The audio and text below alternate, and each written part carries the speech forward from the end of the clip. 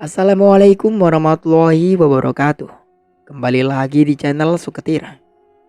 Terima kasih untuk kalian semua yang masih setia di channel ini. Semoga sehat selalu dan semoga diberi kelancaran di segala urusannya. Di kesempatan kali ini, saya Mang Dayun akan membawakan sebuah kisah yang berjudul Malam Satu Suruh. Cerita ini ditulis oleh akun Facebook bernama Sultan Diko. Sebelum cerita ini dimulai, jangan lupa untuk like, komen, dan subscribe channel ini. Dan juga tekan lonceng notifikasinya agar kalian semua tidak ketinggalan cerita-cerita terbaru dari kami. Tentunya tak usah berlama-lama lagi. Langsung saja kita masuk ke ceritanya. Palembang ke Lubuk Linggau. Biasanya jarak tempuh yang dibutuhkan sekitar 8 jam perjalanan bus. Namun suami istri ini nyatanya butuh waktu 3 jam untuk sampai ke Lubuk Linggau. Malam itu sekitar jam 7 malam. Kedua telah menunggu bus di terminal Pal 5 kota Palembang. Namun sampai jam 10 malam tidak ada bus yang datang. Karena lama menunggu, akhirnya kedua suami istri itu memutuskan untuk pulang makan dulu ke rumahnya. "Loh Bayu, Farida, kok kalian pulang lagi?" tanya Mariam, ibu Bayu. "Lama menunggu bus masih juga tak kunjung tiba, Bu. Sepertinya malam ini tidak ada bus yang mudik ke Lubuk Linggau. Karena lapar, kami pulang dulu," ujar Bayu. Namun tiba-tiba saja sebuah mobil travel lewat di depan rumah mereka. Dengan perasaan gembira, Bayu dan Farida langsung menghentikan mobil itu dan menaikinya. Mereka pun segera berangkat ke kota Lubuk Linggau. Maria merasa sedikit aneh dengan mobil itu, karena tidak biasanya ada travel melewati jalan di depan rumahnya. Karena merasa curiga, Maria berinisiatif untuk mencatat nomor polisi mobil itu, untuk berjaga-jaga jika terjadi sesuatu pada anak dan menantunya. Mobilnya mulai berjalan. Tidak banyak penumpang. Hanya ada sopir dan kenek yang duduk di depan. Karena merasa lelah, akhirnya Bayu dan Farida memilih untuk beristirahat dan tidur. Di tengah perjalanan, Farida terbangun. Detak jantung terasa berdegup lebih kencang dari biasanya. Tatkala melihat sang kernet yang duduk di depan, sekujur tubuhnya berlumuran darah. Farida mencoba membangunkan Bayu karena merasa takut yang teramat sangat. Namun sang suami tak kunjung terjaga dari tidurnya. Dia semakin ketakutan dengan situasi ini. Setelah kejadian itu, tidak berapa lama sang sopir berkata pada Bayu bahwasanya mobil telah sampai di kota Lubuk Linggau. Kedua suami istri itu pun turun dari mobil dan Bayu bertanya kepada sang sopir, "Berapa ongkosnya, Pak?" "Sudah, gak usah bayar. Lagian tujuan kami memang mau ke kota ini," jawab sopir travel itu. Bayu memaksa untuk tetap membayar. Namun sepertinya sang sopir memang tidak mau menerima uang darinya. Baiklah kalau begitu, Pak. Kami ucapkan terima kasih," ujar Bayu. Setelah sampai di rumah, Farida menceritakan perihal apa yang dialaminya waktu di perjalanan tadi. Jurus kemudian, Bayu baru sadar ia merasa ada yang aneh. Bagaimana mungkin perjalanan 8 jam bisa ditempuh dengan turun waktu 3 jam saja? Padahal normalnya perjalanan Palembang Lubuk Linggau membutuhkan waktu 8 jam. Namun karena Bayu tidak ingin memikirkannya, ia kemudian mengabaikan peristiwa itu. Yang penting saat ini mereka telah sampai dengan selamat. "Ya sudah, tidak usah dipikirkan. Yang penting kita sudah sampai di rumah kakek dengan selamat," ujar Bayu pada Farida. "Iya Mas," jawab Farida singkat. Bayu kemudian menelpon Mariam, ibunya, dan mengabarkan bahwa mereka sudah sampai ke rumah saudara sepupunya dengan selamat. Mariam sedikit syok mendengar kabar itu. Menurutnya ada yang ganjil dari peristiwa itu. Karena merasa aneh dan penasaran, akhirnya ia menelpon temannya yang kebetulan anaknya adalah seorang polisi. Bibi mencatat plat nomor mobil travel itu tidak? Tanya Berry pada Maria. Kebetulan Bibi mencatatnya. Tunggu sebentar ya, ujar Maria. Beruntung Maria mencatatnya dan ia pun memberitahukan nomor polisi mobil travel tersebut pada Berry. Berry menceritakan bahwa mobil travel yang mengantarkan Bayu dan Farida tadi beberapa hari yang lalu mengalami kecelakaan fatal, di mana sang sopir dan semua penumpang meninggal dunia di tempat karena terjun ke dalam jurang yang sangat curam. Keesokan harinya barulah Bayu dan Farida menuju desa sang kakek. Wah, rumahnya bagus ya mas, ujar Farida pada Bayu suaminya. Iya sayang, mas minta maaf ya. Untuk sekarang, hanya ini yang bisa mas memberikan padamu, ucap Bayu sambil memeluk Farida yang tengah hamil tua. Mas ngomong apa sih? Ini sudah lebih dari cukup mas buat aku. Selama kita bersama-sama, aku tidak akan kehilangan kebahagiaan kok. Farida membalas pelukan suaminya. Bayu adalah seorang penulis novel yang namanya sudah cukup terkenal di kalangan dunia kepenulisan. Karyanya selalu mampu membuat pembacanya tergila-gila. Namun beberapa bulan terakhir ini, minat pembaca akan karyanya mulai sepi, bahkan hampir dilupakan oleh para fansnya. Hal itu membuat ia merasa kesulitan, karena semua buku yang dicetak tidak laku lagi di pasaran. Mungkin salah satu penyebabnya dikarenakan kemunculan penulis-penulis baru yang mampu menghipnotis para pembaca dengan karya-karya yang luar biasa dan lebih modern. Farida yang kini tengah hamil tua, tentunya untuk menyambut kelahiran sang buah hati membutuhkan biaya yang tidak sedikit. Apalagi ditambah keperluan hidup sehari-hari yang tidak mau tahu harus selalu tercukupi. Keadaan itu membuat Bayu terpaksa harus menjual rumah yang berada di kota Palembang, yang selama ini ditempati bersama istri tercinta. Beruntung masih ada rumah warisan peninggalan dari almarhum ayahnya. Mereka yang tadinya tinggal di provinsi, ini terpaksa harus pindah ke kabupaten. Rumah kayu model kuno yang cukup besar, terdiri dari 2 lantai, walaupun sudah cukup tua. Namun karena kualitas terbaik, masih terlihat sangat kokoh. Malam pertama, kedua dan ketiga, mereka lalui tanpa ada masalah apapun. Semua terasa aman dan nyaman. Keesokan harinya pagi yang masih samar-samar, Bayu berpamitan kepada Farida untuk menemui saudara sepupunya yang tinggal di desa sebelah. Sayang, mas pergi dulu ya. Kamu berani kan tinggal di rumah sendirian? Tanya Bayu kepada Farida. Berani dong mas, kan di rumah. Masa takut sih? Ya udah, mas pergi sana. Nanti kesiangan loh, jawab Farida.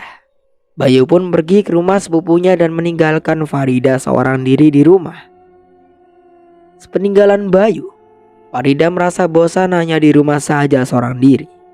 Akhirnya ia memutuskan untuk pergi ke pasar tradisional yang tidak begitu jauh dari rumah. Pasar tampak sangat ramai. Masyarakat berbondong-bondong pergi ke sana. Beberapa pedagang juga menawarkan barang dagangan kepada Farida. Neng, silakan dipilih. Ini masih seger-seger.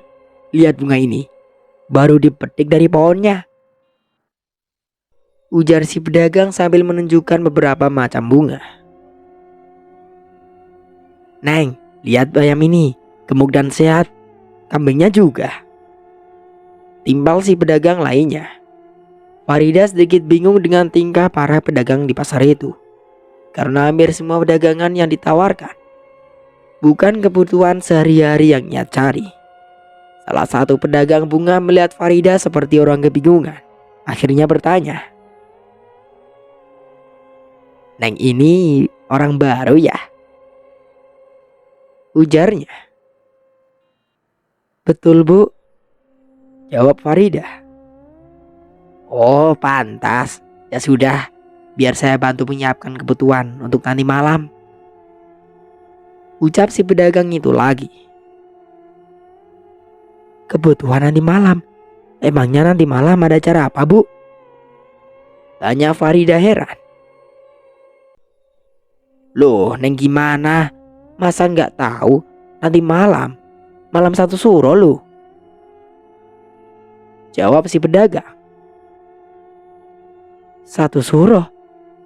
Emang apa istimewanya, Bu? Tanya Farida yang semakin kebingungan. Jadi, Neng benar-benar tidak tahu.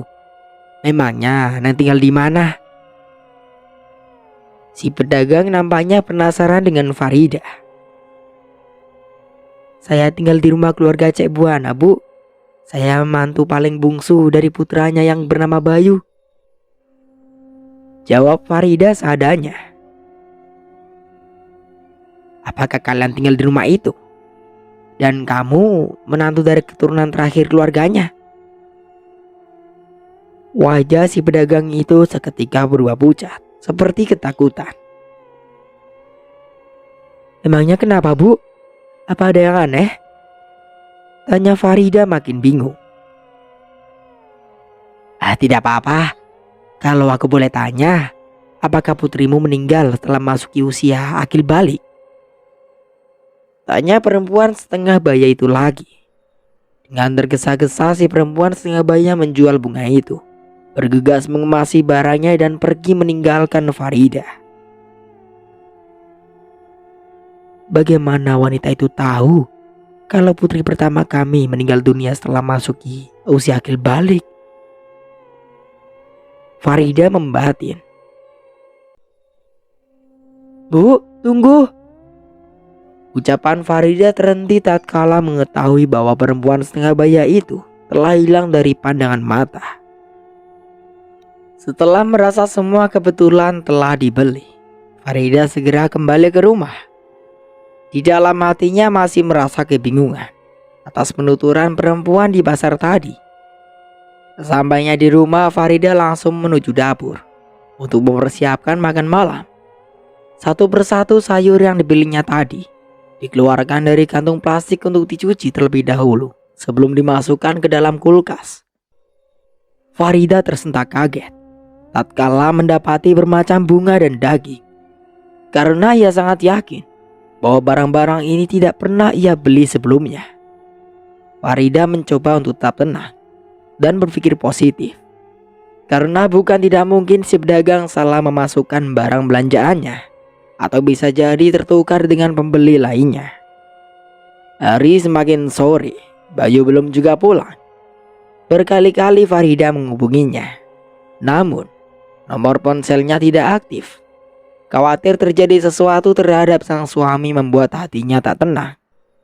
Tiba-tiba terdengar suara petir menggelegar di atas langit. Sepertinya akan turun hujan.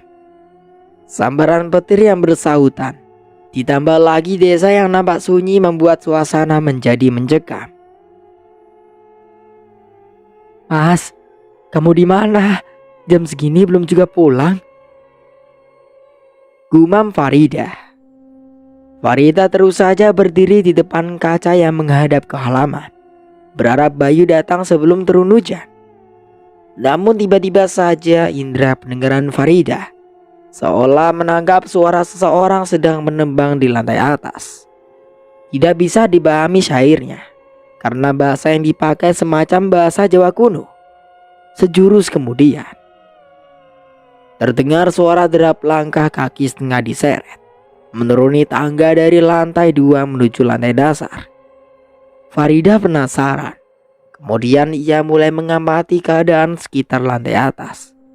Terlebih lagi di bagian penghubung tingkat 2 dan 1. Farida bergeming, bulu kuduk meremang. Hawa dingin mulai terasa menembus tulang belulang. Bau anyir seperti aroma darah terasa sangat pekat menembus hidung. Bola matanya kini tertuju ke arah tangga. Namun lagi-lagi ia tidak menemukan apapun. Jantung Farida terasa berdegup lebih kencang. Deru napas memburu tidak beraturan tatkala angin sejuk melintas menerpa wajahnya.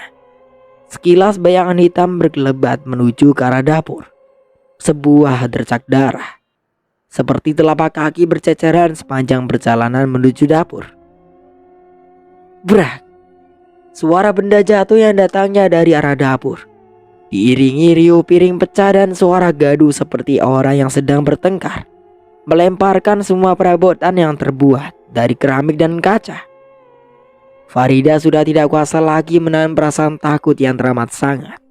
Tubuhnya bergetar begitu hebat, hingga terkulai lemas tatkala melihat sebuah sosok perempuan tua menyeringai menatap tajam ke arahnya. "Siapa kamu?"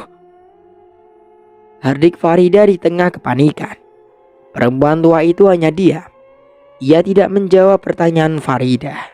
Sekali sorotan matanya yang tajam menatap lekat ke arah perut Farida yang tengah buncit menantikan kelahiran sang buah hati. "Mau apa kamu? Kenapa menatap kehamilanku seperti itu?" Perempuan itu masih saja diam, tak bergeming dari singgasana. Tatapan matanya disertai senyuman yang menyeringai ke arah Farida. Sejurus kemudian perempuan tua itu memudar dan terus memudar, hingga lenyap dari pandangan mata. "Astagfirullah," ujar Farida kaget. Tenaganya lemas seolah tidak kuat lagi menopang tubuh. Pandangan menjadi gelap, hingga akhirnya Farida terjatuh dan pingsan, tidak sadarkan diri. Sementara itu di sisi lain, Bayu yang sedang menempuh perjalanan pulang setelah berkunjung ke rumah keluarga di desa sebelah.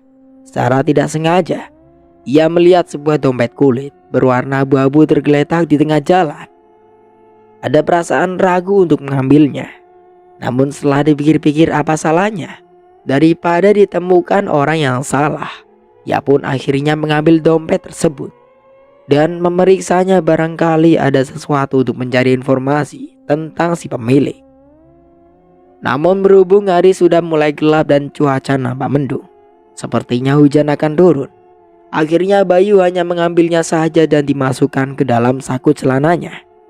Ia berniat setelah sampai di rumah saja, barulah memeriksa dompet itu untuk mencari informasi tentang si pemilik. Namun saat Bayu berjalan memasuki persimpangan yang menuju ke desanya, ia seolah-olah merasakan ada sesuatu yang mengikuti. Tapi saat menoleh ke belakang, ternyata tidak ada siapa-siapa. Mungkin hanya perasaanku saja. Bayu mencoba menepis pikirannya. Bayu terus saja melanjutkan perjalanannya. Kali ini ia sedikit mengabaikan hal-hal yang menurutnya aneh dan tidak masuk akal. Hari sudah mulai gelap. Suara guntur bergemuruh di atas langit. Kilat, petir bertebaran di atas langit-langit bumi. Awan hitam dan tebal seolah memberi isyarat bahwasanya akan turun hujan lebat. Benar saja, tidak lama kemudian air turun membasahi bumi diiringi tiupan angin yang sangat kencang. Bayu mempercepatkan langkah dan mulai mencari tempat berlindung agar tidak basah. Entah apa yang terjadi, secara tidak sadar Bayu merasakan ada keanehan dalam perjalanan pulangnya kali ini. Sebuah pondok kecil bernuansa klasik yang terbuat dari kayu berkualitas terbaik menjadi tempat persinggahan untuk berlindung dari terpaan air hujan yang kian mengucur deras. Saat memutuskan untuk bersilaturahmi ke rumah saudara sepupunya yang berbeda di desa sebelah tadi pagi, tidak didapatinya pondok semacam ini. Tapi Bayu enggan memikirkan hal itu. Yang penting saat ini ia bisa berlindung dari air hujan. Di luar banyak angin, Bayu mulai merasakan kedinginan. Ia berinisiatif mengetuk pintu rumah itu untuk mencari sedikit kehangatan.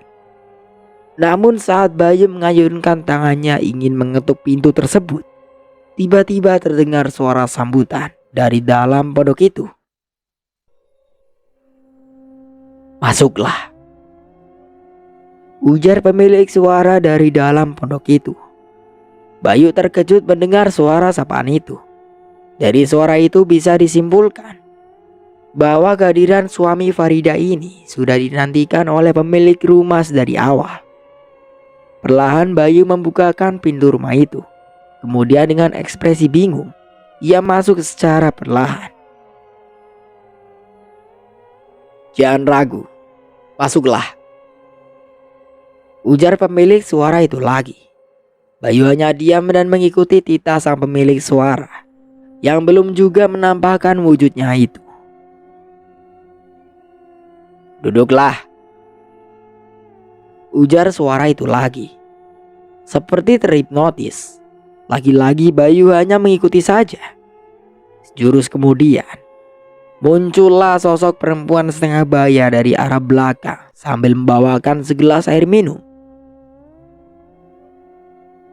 "Dari mana? Dan mau kemana? Malam-malam di tengah hujan begini?" tanya perempuan setengah baya itu pada Bayu. Bayu terperanjat dan mulai sadar. Dari desa sebelah," ujar Bayu setengah gugup. "Dan ingin pulang ke rumah," sambungnya lagi. Perempuan setengah baya itu menatap lekat-lekat ke arah Bayu. Suami Farida ini hanya diam saat melihat perbuatannya yang tengah mengamati dari ujung kepala hingga ujung kaki. "Aku tidak pernah melihatmu sebelumnya. Apa kamu orang baru?" tanya perempuan setengah baya itu pada Bayu. "Aku putra bungsu Cik Buana, Nek," jawab Bayu. "Cik Buana?" herdik perempuan setengah baya itu. Ia seolah terkejut mendengar nama orang tua Bayu. "Iya, Nek," ujar Bayu lagi. Seketika itu pula kecemasan mulai terlihat dari ekspresi wajah perempuan setengah baya itu. "Kalau begitu, kamu segeralah tinggalkan rumah ini. Aku tidak mau berurusan dengan keluarga itu," herdik perempuan setengah baya itu. Bayu terkejut mendengar penuturannya. Yang merasa heran melihat perubahan sikap dari perempuan setengah baya itu. Benarkah begitu menakutkan nama orang tuanya di mata warga setempat? "Memangnya ada apa, Nek?" tanya Bayu. "Ini malam satu suro. Segeralah pulang kalau kamu tidak ingin menyesal seumur hidupmu," ujar perempuan itu dengan kalimat penuh penekanan. "Apakah ada yang aneh dengan malam ini?" tanya Bayu yang mulai penasaran. "Sebaiknya kamu segeralah pulang. Suatu saat nanti kamu akan mengetahui apa yang sebenarnya telah terjadi," imbu perempuan setengah baya itu lagi. Dengan ekspresi datar, perempuan setengah baya itu pergi dari hadapan Bayu. Nampaknya hujan mulai reda. Walau dalam perasaan yang berkecamuk, Bayu segera keluar dari rumah itu dan melanjutkan perjalanan menuju rumahnya. Saat telah berada di luar rumah, Bayu seolah melihat sorotan lampu motor dari kejauhan yang searah dengannya. Ia pun melambaikan tangan untuk memberi isyarat agar dapat menumpang supaya lebih cepat sampai. Motor pun berhenti dan Bayu menjadi penumpang pengendara kendaraan beroda dua itu. "Kalau boleh tahu, sedang apa kamu di depan rumah itu?" tanya si pengendara motor itu. "Tadi sangat ingin pulang, hujan turun begitu deras. Akhirnya aku memutuskan untuk beristirahat di sana untuk berlindung," jawab Bayu. "Rumah itu sudah lama kosong dan semua penghuninya sudah meninggal. Hanya perempuan setengah baya yang gila sering menempatinya. Itu pun hanya sekali saat malam satu suro aja," ujar si pengendara motor tersebut. "Maksud abang, pemilik asli rumah itu sudah sejak lama meninggal dunia dan hanya sekali dihuni oleh perempuan gila?" tanya Bayu. "Iya, perempuan itu bernama Nek Jungut. Orang-orang desa bilang ia sudah tidak waras karena sering mengatakan bahwa suatu saat nanti akan ada tragedi besar yang sangat mengerikan di desa ini," Hardik orang itu. Bayu hanya diam karena ia punya pemikiran yang berbeda tentang perempuan setengah baya yang bernama Nek Jungut itu. Aku belum pernah melihatmu sebelumnya. Kamu orang baru ya?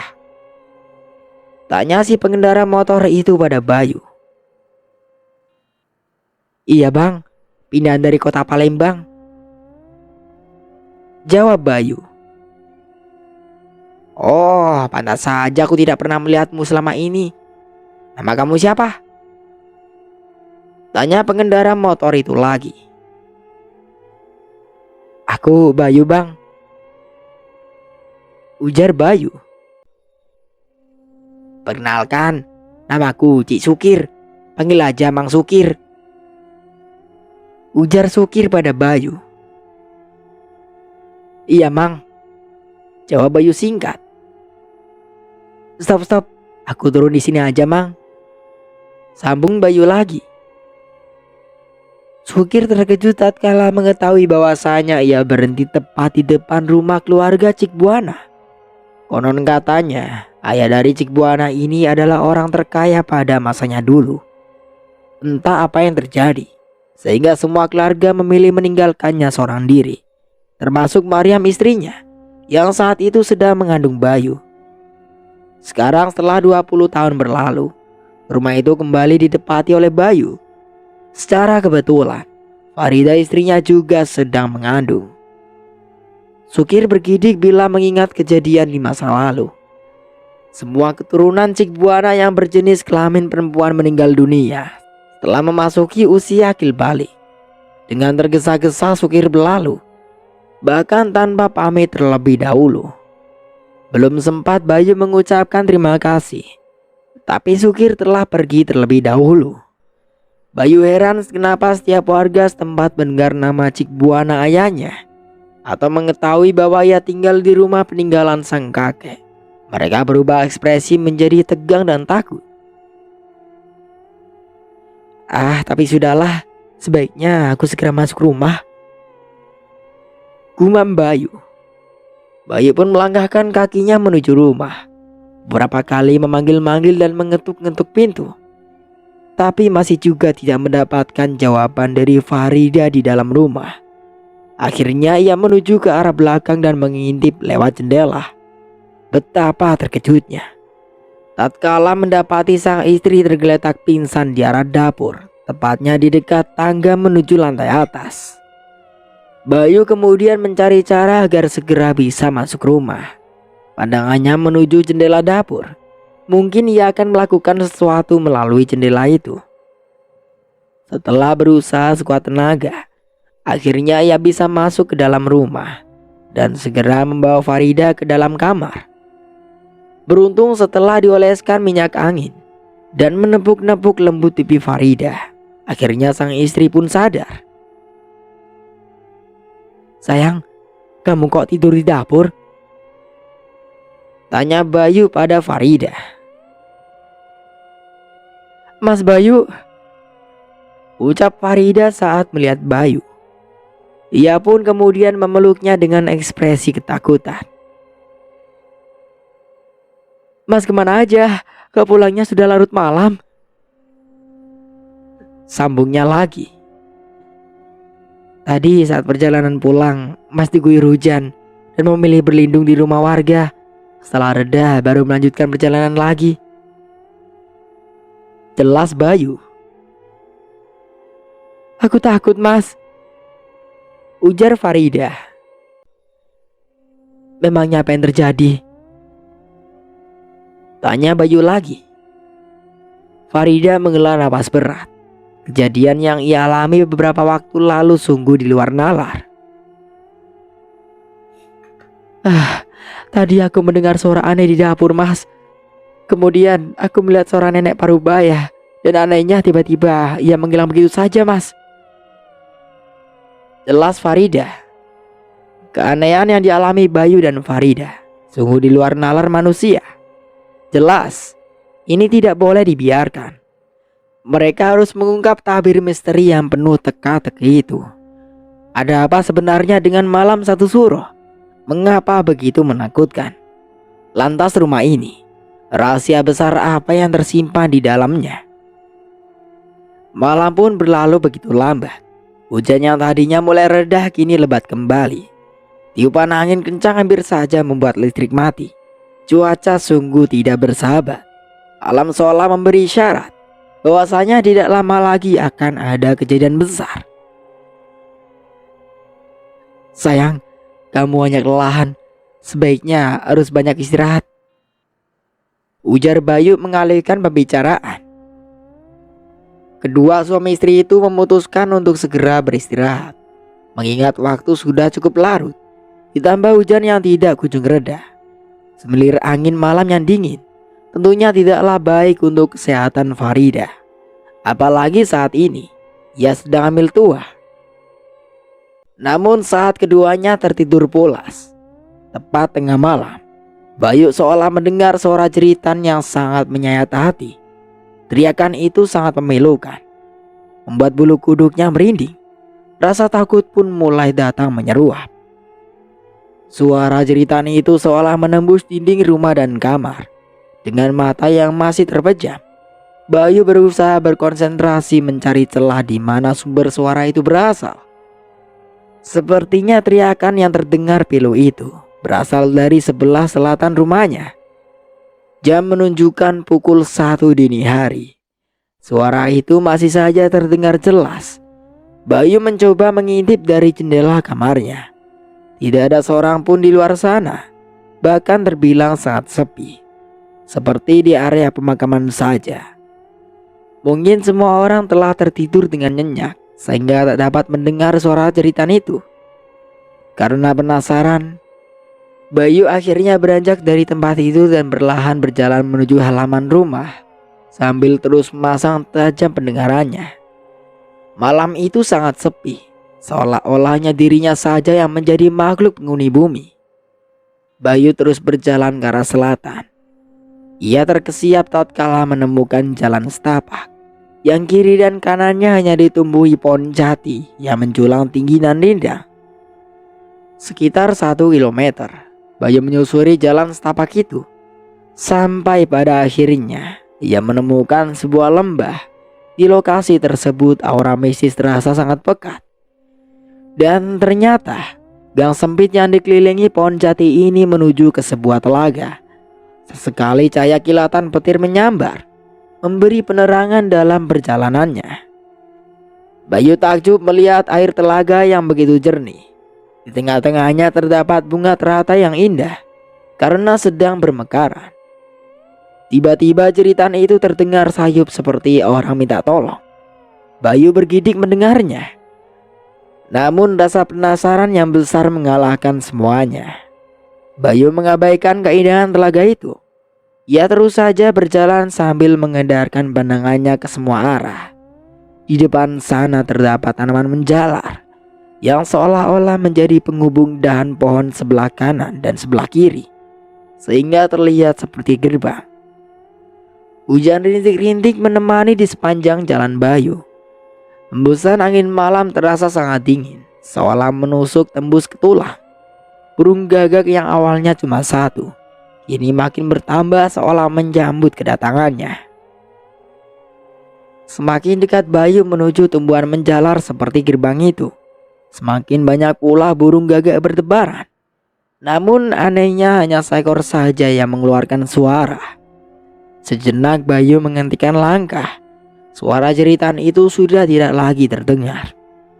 Kebimbangan mulai memasuki alam pikirannya. Ia bimbang, memilih kembali atau melanjutkan perjalanannya. Namun belum sempat mengambil sikap untuk menentukan keputusan. Tiba-tiba saja jeritan itu kembali mengganggu pendengarannya.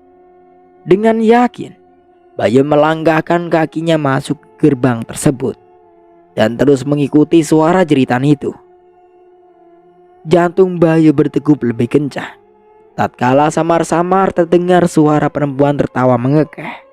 Suara itu berasal tepat di belakangnya. Sepertinya pemilik suara itu mengikuti setiap langkah kakinya. Bayu tidak berani untuk menoleh ke belakang dan tetap fokus dengan jalan yang hendak ia lalui. Karena rasa penasaran, Bayu akhirnya melirik ke samping. Detak jantung kiat tak beraturan. Deru napas tersengal-sengal. Lidah keluh tak mampu berucap kata. Keringat dingin mengucur deras membasahi tubuh. Tatkala melihat sesosok wanita berpakaian putih dengan rambut panjang terurai melayang sambil tertawa mengekeh. Sangat menyeramkan. Pori-pori meremah, merinding sekujur tubuh. Mental Bayu kembali diuji. Ternyata di sebelah kiri terdapat sesosok pocong dengan lingkaran hitam di matanya. Makhluk itu hanya dia menatap tajam seolah menembus jantung. Sesekali ia menghilang dan muncul kembali di balik pepohonan berikutnya. Sosok perempuan tadi sudah menghilang dan hanya menyisakan tawa yang terdengar samar-samar. Hanya ada pocong ini saja yang terus menyambangi di setiap langkah kakinya.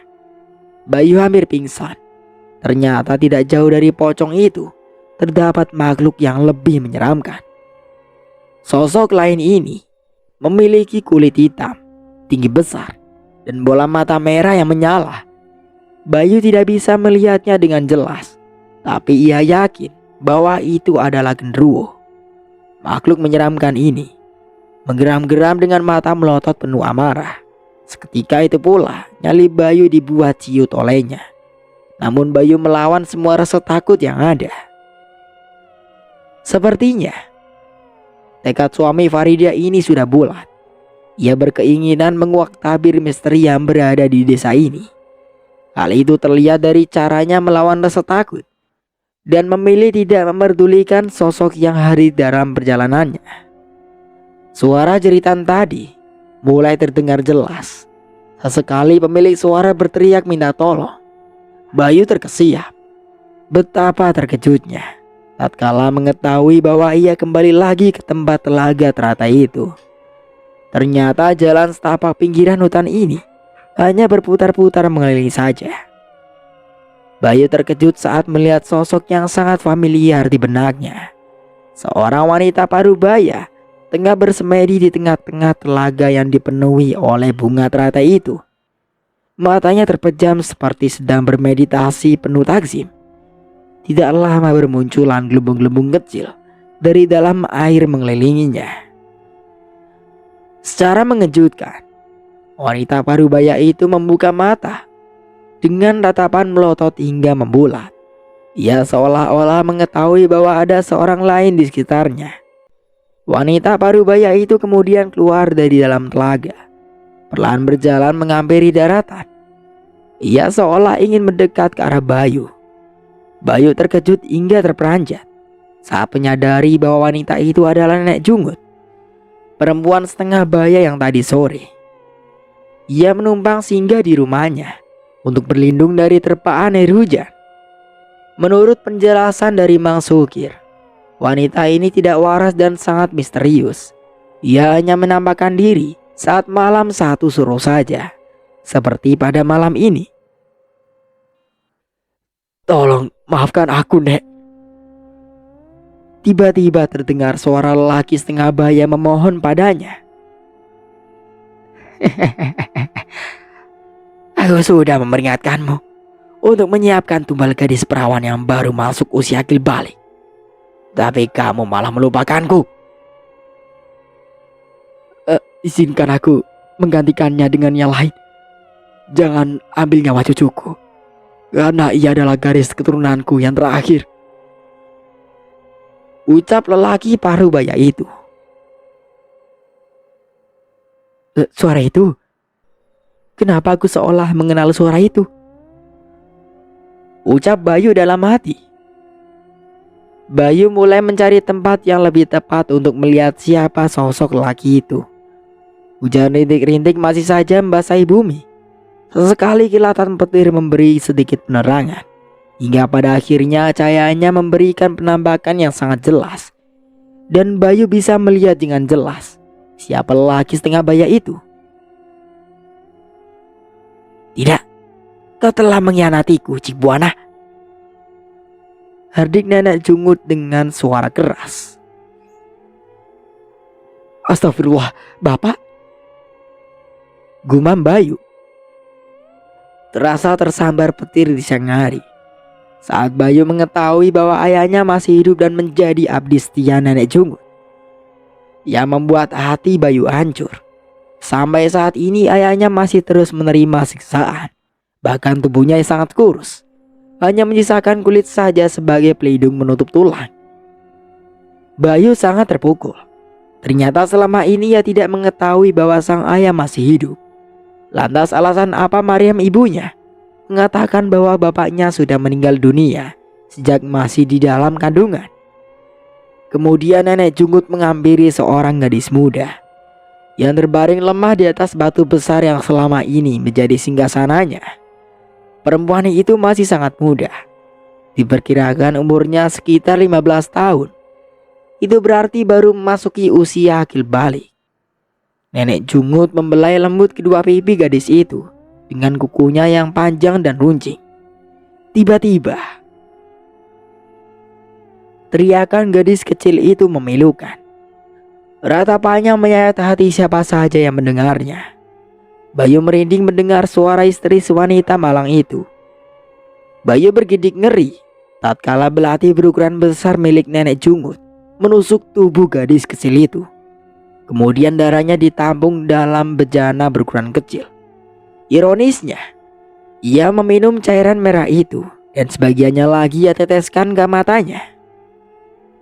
Selang beberapa menit, secara ajaib nenek Junggut berubah menjadi sangat cantik dan nampak muda seperti baru memasuki usia remaja. Detak jantung Bayu seolah berdegup lebih kencang. Tubuhnya bergetar hebat. Keringat dingin mengucur deras di sekujur tubuh. Bayu menggigau. Ia berteriak-teriak di tengah kesunyian malam. Farida terkejut dan berkali-kali membangunkan Bayu dari tidurnya. "Mas, bangun mas, bangun!" Sentuhan itu membuat Bayu terjaga seutuhnya. Tubuh basah oleh keringat. Detak jantung berdegup tidak karuan, disertai deru napas yang tidak beraturan. "Astagfirullah, mas, mimpi buruk," ucap Bayu. "Nyambut mas, istighfar," ujar Farida. Berkali-kali Bayu istighfar, menyebut nama Tuhan. Ia berharap ini semuanya lah mimpi saja sebagai bunga tidur. Untuk sementara aku cukupkan dulu ceritanya sampai di sini.